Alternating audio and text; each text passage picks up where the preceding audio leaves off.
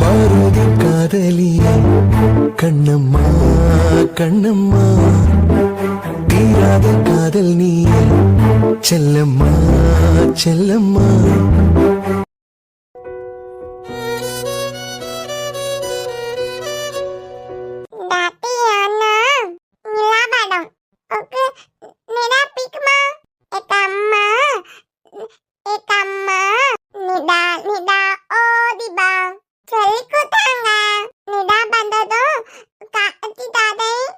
வாழ்க்கையில என்னதான் நடந்துட்டு இருக்கு?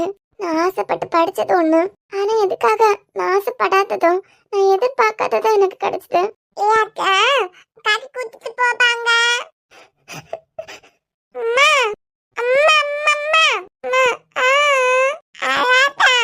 ஏன் மது, இனியா என்னாச்சு மது?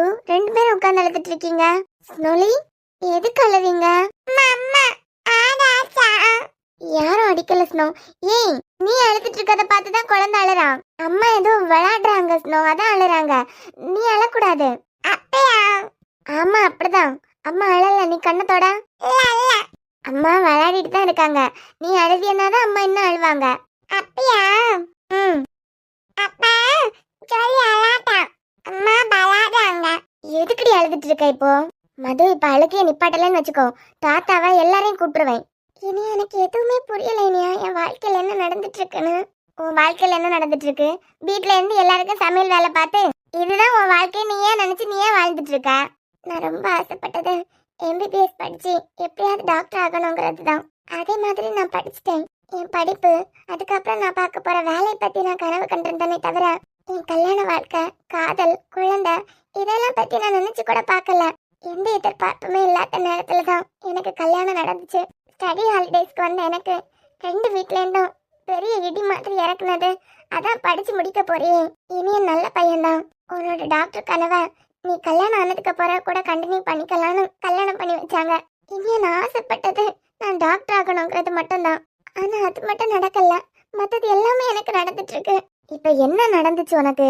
என் லைஃப்ல நடந்துட்டு இருக்கதெல்லாம் நீ யோசிச்சு பாக்குறியா என்னமோ? இனியா, நான் யோசிக்கிறேன். இப்போ எதிர்பாராத நேரத்துல உங்க அண்ணன் கூட ஒரு கல்யாணம், குழந்தை, காதல், இது எதையுமே நான் எதிர்பார்க்கல. எல்லாமே எதிர்பார்க்காத நேரத்துல கிடைச்சது. ஒரே ஒரு நாள் காதல் எனக்கு கொடுத்துட்டு ஸ்னோ பிறக்கிறது வரைக்கும் என்ன கொடுமை தான் படுத்திருக்காரு. இதையே எத்தனை தடவை மது யோசிப்ப? இல்லைனியா, அதுக்கான காரணம் இருக்கு. எதிர்பார்ப்பே இல்லாத வந்த எனக்கு முத நாள் மட்டும் பாசத்தை அள்ளி கொடுத்தாரு. ஒரு லெட்டர் காரணமா வச்சு என் வாழ்க்கையே தலைகீழா போயிடுச்சு. அந்த லெட்டர் மட்டும் காரணமா வச்சு 10 மாசம் என்ன கொடுமைப்படுத்தினதுக்கான காரணம் என்ன? அவர் குழந்தை தான் வளர்ந்துட்டு இருக்கு என் வயித்துல. ஆனா அப்ப கூட என்ன கொடுமை தான் படுத்தினாரு. அப்படிப்பட்டவரு அந்த ஆக்சிடென்ட்ல அவர் தப்பிக்கலாம்னு நினைக்காம எதுக்காக எங்களை காப்பாத்தினாரு? இறக்க போற தருணத்துல எதுக்காக என்ன மன்னிச்சிட்டு மதுன்னு சொல்லணும்? எல்லாம் முடிஞ்சு 2 வருஷம் ஆக போற நேரத்துல அந்த லெட்டருக்கு சொந்தமானவரு என் கண்ணு முன்ன வந்து நிக்கிறதுக்கான காரணம் என்ன? என்ன? எனக்கு எதுவுமே புரியலைனியா. லூசு, என்ன உளறிட்டு இருக்க? லெட்டருக்கு சொந்தமானவர் உன் கண்ணு முன்ன வந்தாருன்னா கனவு ஏதாவது கண்டியா? அந்த லெட்டருக்கு சொந்தமானவர் வேற யாரும் இல்லைனியா, டாக்டர் மித்ரன் தான். மது, அந்த லெட்டர் வச்சது மித்ரனா? ஆமா இனியா, எனக்கு ஒண்ணுமே புரிய மாட்டேங்குது. என் வாழ்க்கையை தலைகீழா மாறுறதுக்கு காரணமே அந்த லெட்டர் தான். இத்தனை வருஷம் இல்லாம எதுக்காக அந்த லெட்டருக்கு சொந்தக்காரரை என் கண்ணு முன்ன கடவுள் கொண்டு வந்து நிப்பாட்டணும்? என்னடி சொல்ற? ஆனா மித்ரனோட கண்ணுல கூட அவர் உன்னை காதலிச்சதுக்கான ஒரு அர்த்தத்தை நான் உணர்ந்ததே இல்ல. அதுதான் இனியா மித்ரன். இதெல்லாம் உன்கிட்ட மித்ரன் வந்து சொன்னாரா? அவர் எப்படி சொல்லுவாரு? அப்புறம் உனக்கு எப்படி தெரியும்? அவர் தம்பிக்கிட்ட இதுதான் மதுமிதானம், இதுதான் மதுமிதான் மட்டும் தான் சொன்னாரு. அப்போவே ஆதித்யா இந்த பொண்ணு அப்படின்னு கெஸ் பண்ணிட்டான். அப்பனா மித்ரனோட காதல் மித்ரனோட வீட்டுக்கு கூட எல்லாருக்கும் தெரிஞ்சிருக்கு. அவர் அம்மாக்கு தெரிஞ்சிருக்கு. என்னை இங்க பார்த்தது, இனியன் இறந்தது, அப்புறம் எங்களுக்கு ஸ்னோ இருக்குது, எல்லாத்தையும் ஷேர் பண்ணிருக்காரு. அதுக்கு அவங்க என்ன சொன்னாங்க? அவ்வளவுதான் இனிய நான் கேட்டேன். என்ன ரொம்ப நேரம் காணலன்னு ருக்கத்தை தேடி வந்துட்டாங்க, அதான் கிளம்பிட்டேன். எனக்கு ஒண்ணுமே புரியலடி. எனக்கு தான் இனியா, நான் ஆசைப்பட்ட கனவு ஒண்ணு. என் கழுத்துல ஸ்டெத்தஸ்கோப்பை மாட்டி டாக்டர் ஆகி எவ்வளவோ ஆசைப்பட்டேன், எவ்வளவு கனவு கண்டேன். அது நடக்காம தாலி தான் என் கழுத்துல ஏறிச்சு. ஒரு பொண்ணுக்கு வேலையே தாலி தான் என்ன கன்வின்ஸ் பண்ணி கல்யாணத்தை பண்ணி வச்சுட்டாங்க. கடவுள் அந்த வேலையை என்கிட்ட இருந்து பறிச்சுட்டாரு. அதுக்கு பதிலா என் ஸ்னோ என் கையில கொடுத்து இனிமே இவதான் உலகன்னு காமிச்சவரு. ஏன் ஏன் ஏன் இனியா மறுபடியும் அந்த லெட்டருக்கு சொந்தமானவரை என் கண்ணு முன்ன காமிக்கணும்? நடந்துட்டு இருக்க எல்லாத்துக்கு பின்னாடியும் என்ன இருக்குன்னு எனக்கு தெரியல. என் வாழ்க்கையை தலைகீழா திருப்பி போட்ட அந்த லெட்டருக்கும் மித்ரனுக்கும் சம்மந்தம் இருக்குது. எதுக்காக 2 வருஷத்துக்கிட்ட ஆனதுக்கு அப்புறம் தெரியணும்.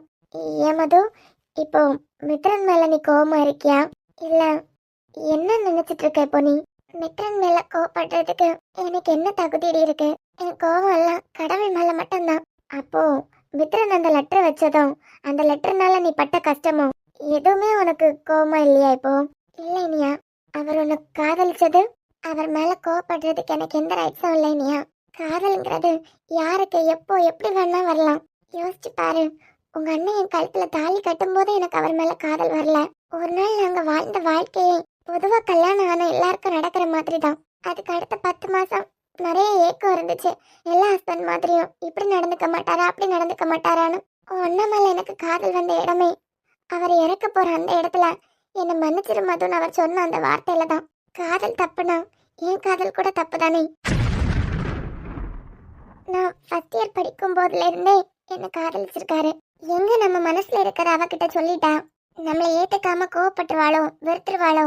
ஒருவேளை நான் மித்ரனை வெறுத்துட்டா என் பின்னாடியே வந்து என்னை கஷ்டப்படுத்தி தான் அவர் காதலை எனக்கு புரிய வைக்கணும்னு விரும்பாதவர். அதனாலேயே அவர் மனசுல இருந்ததை என்கிட்ட சொல்லாம விட்டுருக்காரு.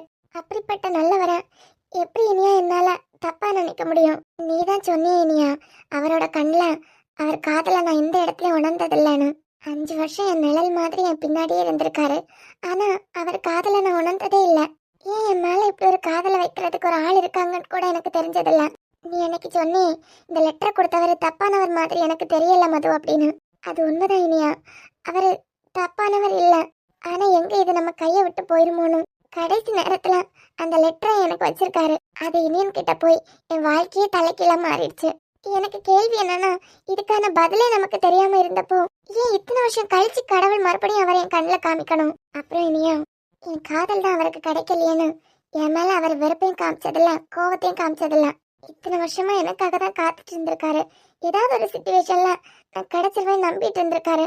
அப்படிப்பட்ட ஒருத்தர் ஒரு குழந்தையோட என்ன பார்க்கும்போது என் மேல ஒரு வெறுப்பு வந்திருக்கணும், இல்ல என் மேல அவருக்கு ஒரு கோவம் வந்திருக்கணும். நான் காத்துட்டு இருந்த பொண்ணுக்கு கல்யாணம் ஆனது கூட பரவாயில்ல, ஆனா இந்த வயசுல அவ புருஷனை இழந்து இப்படி கஷ்டப்பட்டுட்டு இருக்காளே, ஏதோ ஒரு வகையில அதுக்கு நானும் காரணமா இருக்கணும்னு ஃபீல் பண்ணிட்டு இருக்காரு. அப்படிப்பட்டவரோட காதலையும் தப்பா நினைக்க என்னால முடியாது இனியா. நாம தான் காதலிச்ச பொண்ணாச்சே, அவளுக்கு தான் புருஷன் இல்லையே, ஒரு குழந்தையோட இருக்கா, நம்ம என்ன வேணாலும் அட்வான்டேஜ் எடுத்துக்கலான்னு அவர் பார்வையில கூட ஒரு தப்பான பார்வை நான் உணர்ந்ததில்ல. அப்போ அந்த லெட்டருக்கு சொந்தக்காரர் மித்ரன்னு என்ன சிச்சுவேஷன்ல நான் காமிக்க போறதில்ல. ஆனா எனக்கு ஒரு பதில் வேணும். உங்க அண்ணனை பத்தி உனக்கு எனக்கு அன்புக்கு நம்ம 3 பேருக்கு தெரிஞ்சது மித்ரனுக்கு தெரிஞ்சிருக்கு. புரியல? அந்த லெட்டர்னால இனியன் என்னை எவ்வளவு கொடுமைப்படுத்தினார்னு நம்ம 3 பேருக்கு தெரியும். தாத்தாக்கு கூட சம்திங் அவங்களுக்குள்ள ஏதோ ஒரு ப்ராப்ளம்னு கெஸ் பண்ணியிருப்பாரு அவர் வயசுக்கு. வீட்டுல இருக்கவங்களுக்கே தெரியாத ஒரு விஷயம் எப்படி இனியா மித்ரனுக்கு தெரிஞ்சிருக்கும்? ஆமா, இனியன் பத்தி மித்ரனுக்கு எப்படி தெரிஞ்சிருக்கும்? உன்னை கஷ்டப்படுத்தினதெல்லாம் அவருக்கு எப்படி தெரிஞ்சிருக்கும்? நான் ஆசைப்பட்ட படிப்பு கூட எனக்கு அவர் லெட்டர்னால கிடைக்காம போச்சுன்னு புலம்பிட்டு இருந்தாரு. இனியனுக்கு எனக்கு நடந்தது எல்லாமே மித்ரனுக்கு தெரிஞ்சிருக்கு. அது எப்படின்னு எனக்கு தெரியணும். எதுவுமே தெரியாத மாதிரி காயை நகர்த்திட்டு இருக்காருன்னா அவரோட இலக்கு எதுவா இருக்குன்னு கூட எனக்கு புரிஞ்சுக்க முடியுது. புரியல?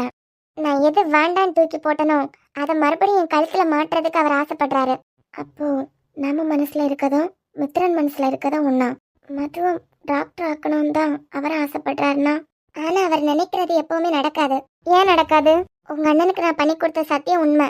ஒருவேளை என்ன மன்னிச்சிரு மதுன்னு சொன்னதுக்கு கூடவே நீ வேலைக்கு போ, நீ டாக்டர் ஆக்கணும் அப்படின்னு கூட சேர்த்து சொல்லியிருந்தாருன்னா கண்டிப்பா அதை நான் நிறைவேற்றிருப்பேன். ஆமா, அவனே பேசுறதுக்கு கூட முடியாம இழுத்துட்டு இருந்த நேரத்துல உன்கிட்ட 10-15 டைலாக் சேர்த்து சொல்றான். அவன் இருந்த சிச்சுவேஷனுக்கு மன்னிச்சிரு மதுன்னு ஒரு வார்த்தை சொல்றதுக்கே எவ்வளவு கஷ்டப்பட்டிருப்பான். என்னமோ இனியா, ஆனா மித்ரனோட இலக்கு இதுவா இருந்துச்சுன்னா அது எப்பவுமே நடக்காது. இதுதான் மித்ரனோட நோக்கமா இருந்துச்சுன்னா அவர் கூட சேர்ந்து நீ இழந்தது எல்லாத்தையுமே நான் உனக்கு கொடுக்குறேன் மது. என்ன? ஒன்றும் இல்லை. சரி, நீ அழுதுகிட்டே இருக்காத. எல்லா விஷயத்துலயும் கடவுளோட கணக்கு ஒன்று இருக்கும். அதனால எதையும் போட்டு குழப்பாம படுத்து தூங்கு. ம்.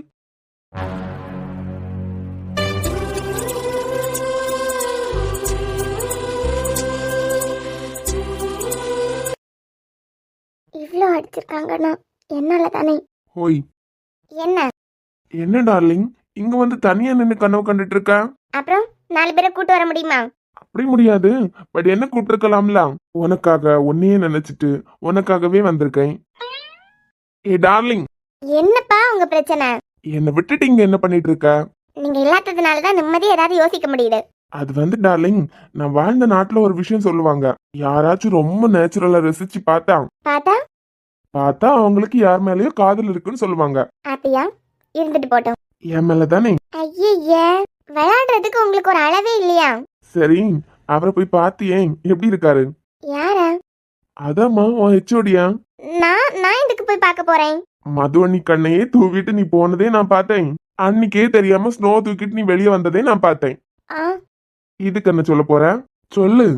அது ஒன்றும் இல்லை அருணத்தான். என்னால தானே ஸ்டேஷன் போய் அடி வாங்கி சுரேஷ் தான் என்கிட்ட தப்பா நடந்துக்க பார்த்தாருன்னு முதல்ல சொல்லியிருந்தாருன்னா என்னையும் கூட்டு போய் வேற மாதிரி விசாரிச்சிருப்பாங்க. அதான் மனசு கேட்கல, போய் பார்த்துட்டு வந்தேன். ஏன் தான் தப்பா? சேச்சா, தப்பெல்லாம் இல்ல. ஆனா ஒரு வருத்தம் இருக்கு டார்லிங். என்ன? சரி, போனதான் போனேன். உங்களையும் கூட்டு போகலனா? அப்படியெல்லாம் இல்ல. வீட்டுல பெரியவங்க யாருக்கிட்டயாவது சொல்லிட்டு போனான். வேண்டாம் என்ன சொல்ல போறாங்க?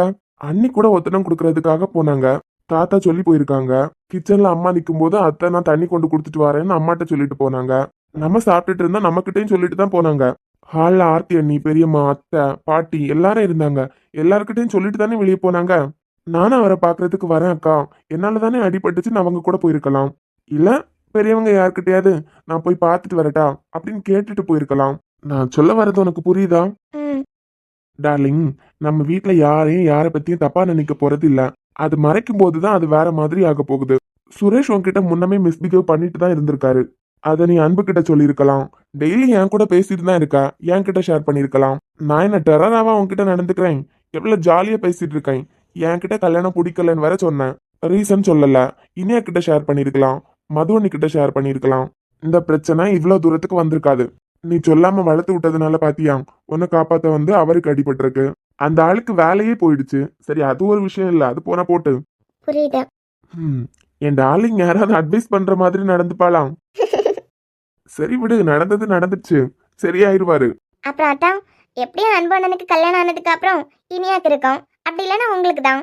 அப்போ உனக்கு ஓகேயா? எனக்கா? அதாம்மா, எனக்கு ஓகே சொன்னாதானே நமக்கு கல்யாணம் நடக்கும். ம், இதானே வேண்டாங்கிறது. கல்யாணம் பண்ணிட்டு என்ன பண்ண போறேன்? லைஃப ஜாலியா என்ஜாய் பண்ணாம? அப்போ என்ஜாய் பண்ணணும்னா கல்யாணம் பண்ணக்கூடாதா? ஆமா, என்னதான் நீங்க வெளியே படிச்சீங்க? இவ்வளவு நாள் ஆனதுக்கு அப்புறம் உங்க மனசுலயும் யாரும் இல்ல. ரொம்ப வேஸ்ட் நீங்க. ஏய், நீ ஓகே சொன்னீன்னா அதுக்கப்புறம் என்ன? நானும் உனக்காக உன் கல்யாணத்தை நிப்பாட்டி அந்த இடத்துல நான் உட்காந்துடலான்னு ஃபிளைட் புடிச்சு வந்திருக்கேன். நீ என்னடானா?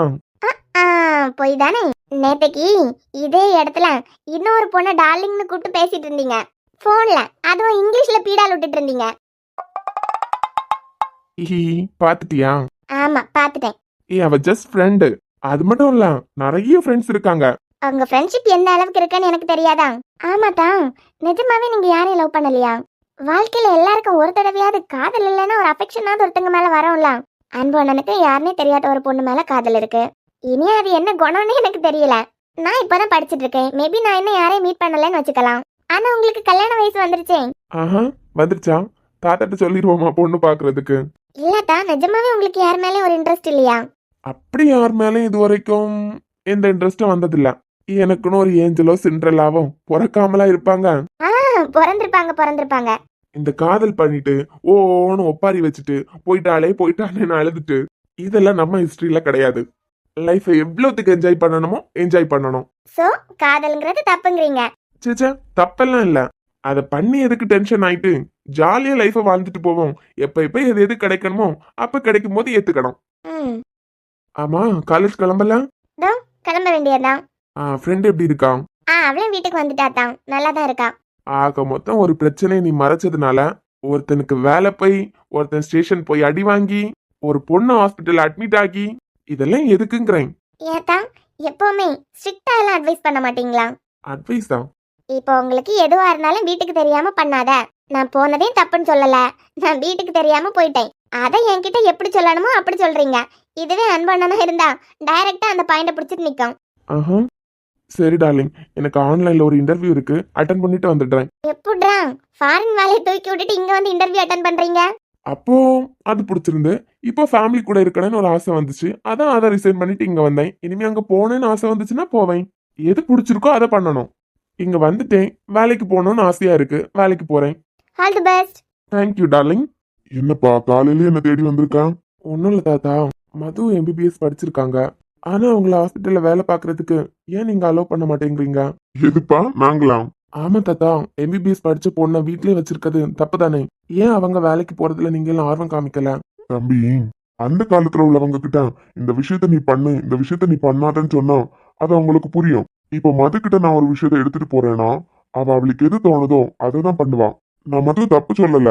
எல்லாரையும் அனுசரிச்சு பெரியவங்களுக்கு மரியாதை கொடுத்து அப்படிதான் நடந்துக்கிற பொண்ணு. ஆனா மனசுக்குள்ள ஒரு முடிவு எடுத்துட்டா அது எடுத்ததுதான். உதாரணத்துக்கு உன் வயசுல இருந்தே நான் பேசுறேன். அந்த காலத்துல எல்லாம் ஒருத்தருக்கு ஒருத்தர் பழகுறாங்கன்னா வீட்டுல உள்ளவங்க பிரச்சனை பண்ணா சரி வேண்டான்னு ஒரு முடிவுக்கு வருவாங்க. அது அந்த காலம். இதுவே இந்த காலத்து பிள்ளைங்களை எடுத்துக்கா, ஃப்ரெண்ட்லியா பழகிட்டு இருப்பாங்க. பழகாதன்னு அடிக்கதான் அது காதலா ஒரு மாதிரி நிக்கும். இப்போ மது ஒரு முடிவு எடுத்திருக்காள்னா அது நான் ஃபோர்ஸ் பண்ணதான் இதை பண்ணக்கூடாதுன்னு வைராக்கியமா இருப்பா. அதே அவளுக்கான ஸ்பேஸ் கொடுத்து கொஞ்சம் கொஞ்சமா அவ இழந்த விஷயத்த அவளுக்கே புரிய வச்சுட்டா அவளே அந்த முடிவு எடுத்துட்டாள்னா யாருக்கும் கஷ்டம் இருக்காதே. புரியல தாத்தா. இனியனுக்கும் மதுக்கும் என்ன பிரச்சனைன்னு எனக்கு தெரியல. ஆனா என் பேர இனியனுக்கும் மதுக்கும் ஏதோ ஒரு பிரச்சனை ஆரம்பத்துல இருந்து முடிவு வரைக்கும் இருந்துட்டே இருந்து மட்டும் எனக்கு தெரியும். அந்த பிரச்சனைனாலதான் நான் படிச்ச படிப்பும் எனக்கு வேண்டாம், நான் டாக்டர் ஆகணுங்கிற என் கனவும் எனக்கு வேண்டாம் அப்படின்னு மொத்தத்தையும் தூக்கி போட்டான். அவன் இருக்கும்போது இது எனக்கு வேண்டான்னு தூக்கி போட்டவளுக்கு அவன் போனதுக்கு அப்புறம் இது எனக்கு வேணேன்னு தோண போறது இல்ல. ஆனா அது தோண வைக்கணும் நம்ம. தம்பி, உங்களை இங்க தங்க வச்சதுலாம் ஒரு சுயநலமா இருக்கு. தாத்தா, உங்களை எல்லாரையும் பார்த்தாவது அவள் இழந்து போனது என்னன்னு அவளுக்கு புரியணும். அதுக்காக அது மட்டும் காரணம்னு இல்ல, எனக்கு உன் மேல நல்ல நம்பிக்கையும் இருக்கு. நல்ல பையன் வேற நீ. உங்களை எல்லாம் பார்க்கும்போது கண்டிப்பா அவளுக்கா தோணும்ல, நாமளும் படிச்ச படிப்பை யூஸ் பண்ணியிருந்தா இந்நேரம் டாக்டரா இருப்போம். அது வீட்டுக்குள்ளே இருந்தா தோணாதுப்பா. உங்களை எல்லாம் பார்க்க தான் அவளுக்கா அந்த ஆசை வரும். இப்போ எனக்கு புரியுது தாத்தா. நேரா போய் ஹாஸ்பிட்டலுக்கு வேலைக்கு போன்னு நான் சொன்னா கேட்டுருவாளா? கண்டிப்பா கேட்க மாட்டாங்க. சிச்சுவேஷனை நாம தான் ஏற்படுத்தணும். அவ ஆசைப்பட்டு கல்யாணம் பண்ணியிருந்தா கூட அவ ஆசைப்பட்ட வாழ்க்கைன்னு எங்கேயாவது ஒரு இடத்துல தோணும். ஆனா இது பெரியவங்க நாங்க எடுத்த முடிவுனால நடந்த கல்யாணம். அதுவும் நிலைக்கல. அவளுக்கு ஆசைப்பட்டு படிச்சா அதுவும் நடக்காதுன்னு நினைக்கிறத விட நடக்கும்னு நம்புவோம். அவ ஆசைப்பட்டு படிச்சதாவது அவளுக்கு கிடைக்கட்டும். கண்டிப்பா கிடைக்கும் தாத்தா. சரிப்பா. கண்டிப்பா அவங்க வாழ்க்கை சந்தோஷமா மாறும். அப்புறம் எங்க மதுவும் நீங்களும் ஒரே காலேஜ் தானே படிச்சிருக்கீங்க? ஆமா தாத்தா, நான் காலேஜ்லயே அவங்கள பாத்திருக்கேன். ஆ அவ மனசை மாத்துறதுக்கு நீயும் கொஞ்சம் முயற்சி எடுப்பா. கண்டிப்பா தாத்தா. எறும்பு ஊற கள்ளம் தேயன்னு சொல்லுவாங்க. கண்டிப்பா மது டாக்டர் ஆவாங்க.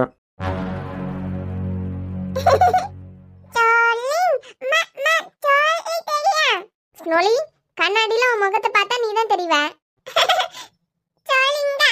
எப்ப பாரு எங்க போனோம்னாலும் இனியாவே தேட வேண்டியதா இருக்கு. நாமளும் ஸ்கூட்டி படிக்கணும். இவ ஒருத்தி படிக்கணும்னு தான் ஆசைப்பட்டா, அதுக்குள்ள கீக்கி போமானு.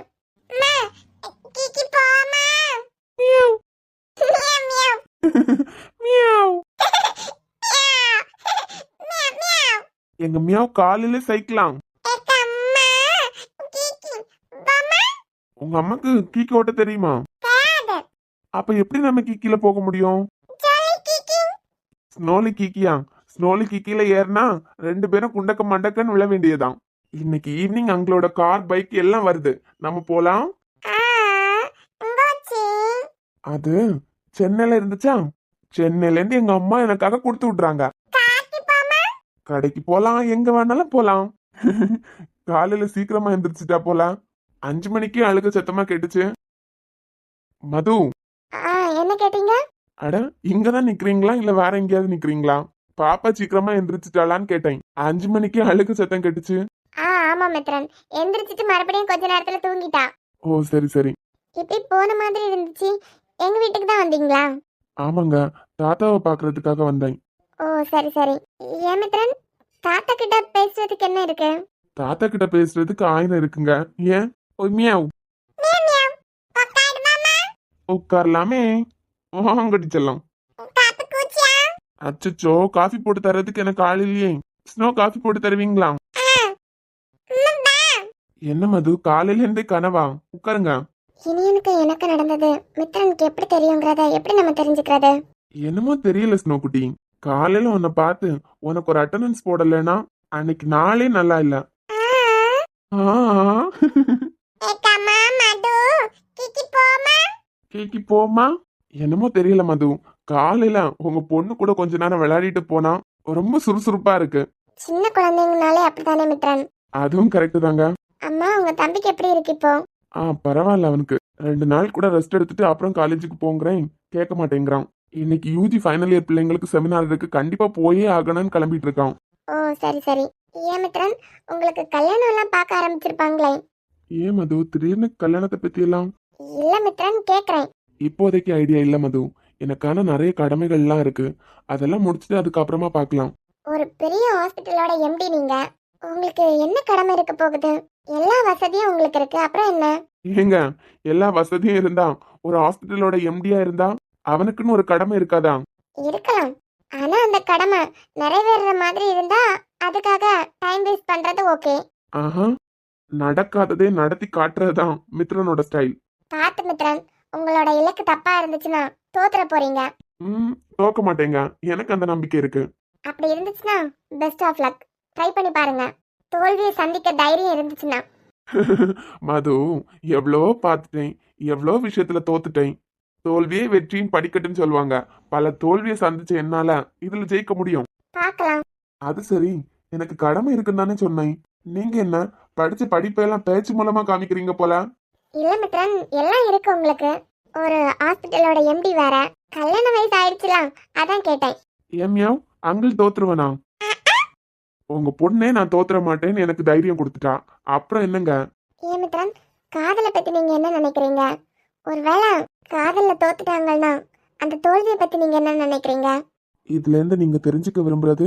சும்மா கேக்குறேன். ஒரு மின்சார பார்வையின் வேகம் வேகம் உன்னோடு நான் கண்டு கொண்டேன். ஒரு பெண்ணோடு தோன்றிடும் தாபம் தாபம் என்னோடு நான் கண்டு கொண்டேன். என்னை மறந்து விட்டேன். இந்த உலகத்தில் நான் இல்லை, நான் இல்லை, உன்னை இழந்து விட்டான். இந்த மலரிலும் தேனில்லை, தேனில்லை, இது கனவா நினைவா? உண்மை கிள்ளி உண்மை தெளிந்து உன்னை பார்த்தெந்தன் தாய்மொழி சொன்னாரே, எனது கண்ணை நேற்றோடு காணவில்லை. என்ன? இல்ல, காதல்ல தோத்தவங்கள பத்தி கேட்டீங்களே, அதான். ஏன்னா ஏதாவது தப்பா கேட்டுட்டானா? காதலுக்கு தோல்வியே இல்ல மது. சேர்ந்தாலும் தோல்வி கிடையாது, பிரிஞ்சாலும் தோல்வி கிடையாது. காதல சொல்லாம மனசுக்குள்ளேயே வச்சிருக்கவங்களோட காதலும் தோல்வியில முடிகிறது கிடையாது. ஆக மொத்தம் காதலுக்கு தோல்வியே கிடையாதுங்கிறீங்க. என்னோட பாயிண்ட் ஆஃப் வியூல அப்படிதான். நான் கேக்குறேன்னு தப்பா நினைக்காதுங்க. ம். இனியன் இப்போ இல்ல, உங்க மனசுல இருக்க காதல அழிக்க முடிஞ்சுதா உங்களால? ஆ? இல்ல, உங்க மனசுல இருந்து அவரை அழிக்க முடிஞ்சுதா? அவர் நல்லவரா இருந்திருக்கலாம், கெட்டவரா இருந்திருக்கலாம். முடியல. அப்போ அவரு இல்லைனாலும் உங்க காதல் வாழ்ந்துட்டு தானே இருக்கு. இதுல தோல்வி இருக்கா? ம்ஹும். சோ உண்மையான காதலுக்கு தோல்வியே கிடையாது, அது சேர்ந்தாலும் சேராம இருந்தாலும். என்ன கேட்டேன், நீங்க என்ன குழப்பிட்டு இருக்கீங்க? ஜெயிச்சா சந்தோஷம்தான், தோத்துட்டா அவங்க காதலிச்சவங்க நல்லா இருக்கணும்னு மனசார நினைக்கணும். அது கூட தோல்வி கிடையாது மது. ஒரு அம்மா கூட ஒரு குழந்தைய 10 மாசம் தான் சுமப்பாங்க, ஆனா நினைச்ச காதல் கை கொடுக்கலன்னா காலம் பூரா மனசுல சுமந்துட்டு இருப்பாங்க. இப்ப சொல்லுங்க, காதலுக்கு தோல்வி உண்டா? நாம இனியன் விஷயத்தை எப்படி தெரிஞ்சுக்கிட்டாருன்னு கேட்கலான்னு எதோ கேட்க ஆரம்பிச்சா அவர் கண்ணை கட்டி காட்டுல விட்ட மாதிரி பதில் சொல்றாரு. சோ மித்ரன், நீங்க யாரையோ காதலிச்சிருக்கீங்க. இந்த உலகத்துல காதலிக்காம ஒருத்தங்க இருக்காங்கன்னா அவங்க மனுஷங்களான்னு யோசிக்க வேண்டியதான். ஓஹோ, அப்ப காதல் வராம இருக்கிறவங்க மனுஷங்க கிடையாதா? காதல்னா ஒரு ஆணுக்கும் ஒரு பொண்ணுக்கும் வர்றது மட்டும் இல்ல, குழந்தைக்கும் அம்மாக்கும் இருக்கிறது கூட ஒரு வகையான காதல் தான். அன்பு தானங்க எல்லாமே. ஏப்பா சாமி, தெரியாம உங்கள்ட்ட பேச்சு கொடுத்துட்டேன். காதலுக்கு தோல்வியே கிடையாது, போதுமா? தேங்க்யூ. மது, இனியன் விஷயம் இவருக்கு எப்படி தெரியும் நம்ம யோசிக்கிறதுக்குள்ள நம்ம மூளை சுருங்கிரும் போல இருக்கேன்.